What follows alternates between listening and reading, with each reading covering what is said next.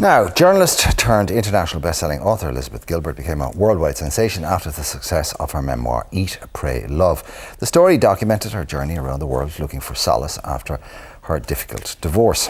It was translated into over 30 languages with over 10 million copies sold worldwide, and it became so popular that Time magazine named Elizabeth as one of the most 100 influential people in the world.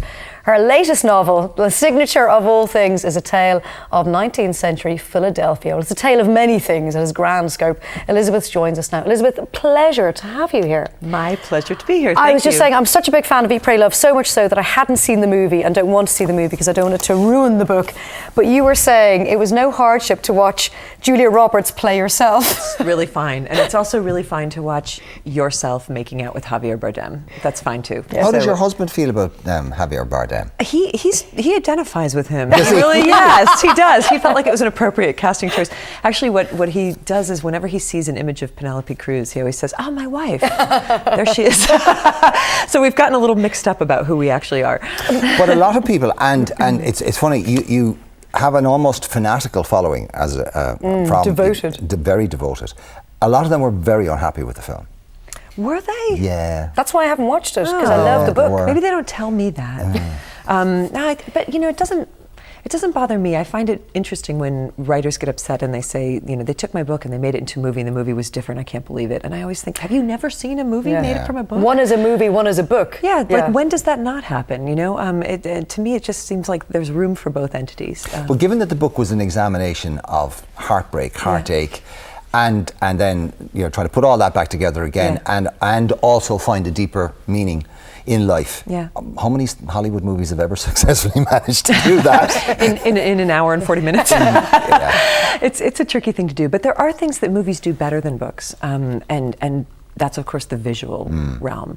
And I think that my weakness as a writer is I don't think I'm a particularly visually stimulated writer. And so when I saw the film and got to go back to all those places and see Rome filmed that way. I disagree. I was reading the book. I was in those places. I could smell those places. I could see those places. Well, I am good at describing smell. Yeah, you are very good at describing smell. Especially the smell of pizza. I'd say you probably have an honorary life membership from the Bali Tourist Board, do you? Wow, yeah, that's been incredible to see how many women have gone there. And many depressed divorcees. Yes, exactly. A lot of people wandering around looking. My husband always says they seem to come to Bali looking for a Brazilian man. Why don't they just go to Brazil? And they're very depressed at Javier Bardem, multiples of him, or scattered on the beaches. Now, this novel couldn't be more different. Yes. And it is extraordinary the press you got for it. I mean, Eat, Pray, Love got great press. Committed was sort of, you can't win with you can't win with the book that comes after you. But I mean, you just have to throw it out there and let whatever happens. Were you nervous? Were you thinking, oh, they're going to eat me alive for this one? Yeah, but it wasn't paranoia. I just knew that's exactly what would happen. That's the way it goes. And I set them up, knock them down. Yeah, I also just thought,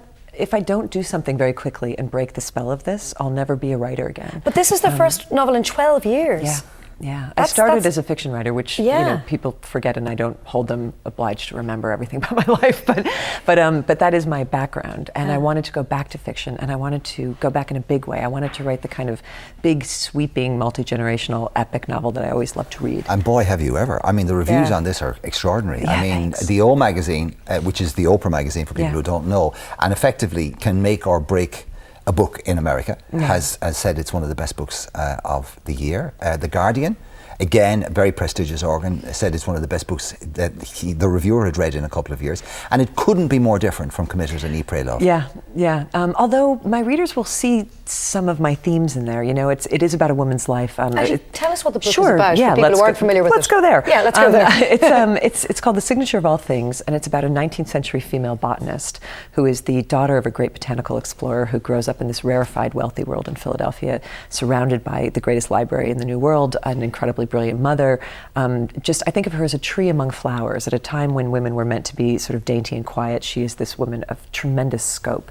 And she becomes a great scientist herself, and ends up traveling the world in search of the answers to nature and also to her own life. Did you model her on anyone particular? Were you looking at very strong women from that era? Because there were an awful lot of them. Yeah. And they were, okay, they might have been born with a silver spoon in their mouths, but they went on to defy their gender roles for that time. Right. The few women who were scientifically inclined in the 19th century, you did sort of have to be from a prestigious family. You did have to have a husband or a father who was in the science world. But then they made tremendous contributions on their own. So she's not modeled on one person in particular, but I did do a lot of research on 18th, 19th century female botanists and sort of drew from their lives to create hers. And as Mark said, the scope of this novel is rather large, to say the least. Yeah, I wanted to go big or go home.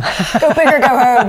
That's kind of how I felt about it, because, you know, well, it's 100 years. It's a century, effectively, you're taking in, aren't you? Yeah, it's a century. From her father's, at the beginning of her father's life and his career, to her in later life. Yeah.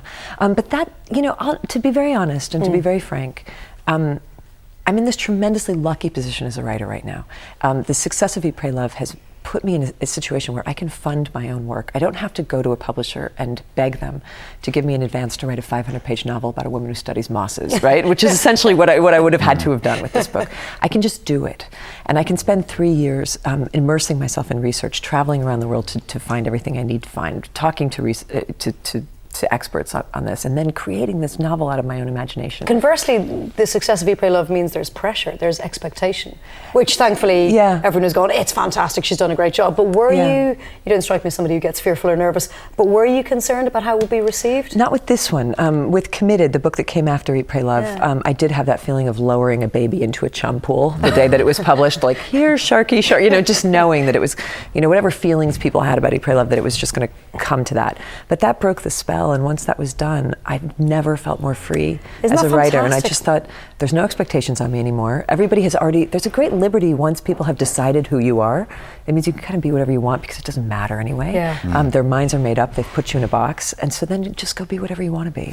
Yeah, what I love about you, and I don't know whether people know this or not, but you're a farm girl, a Christmas tree farm, as it happens, right? So, and you, when you were younger, you liked to go off adventuring and work in ranches and all the rest of it. And also, along with this book, for the last 12 years, you've been running your own shop with your husband.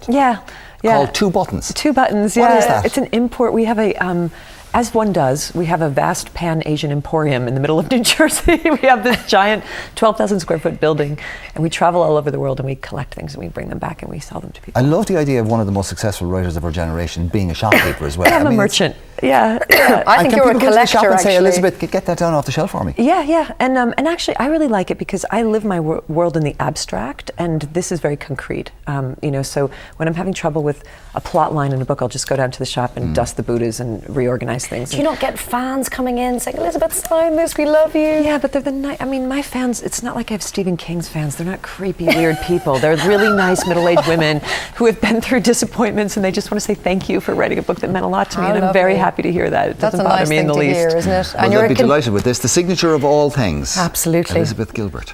Pleasure, Elizabeth. My pleasure. Thank you for having me on. Thank you so much. Right, let's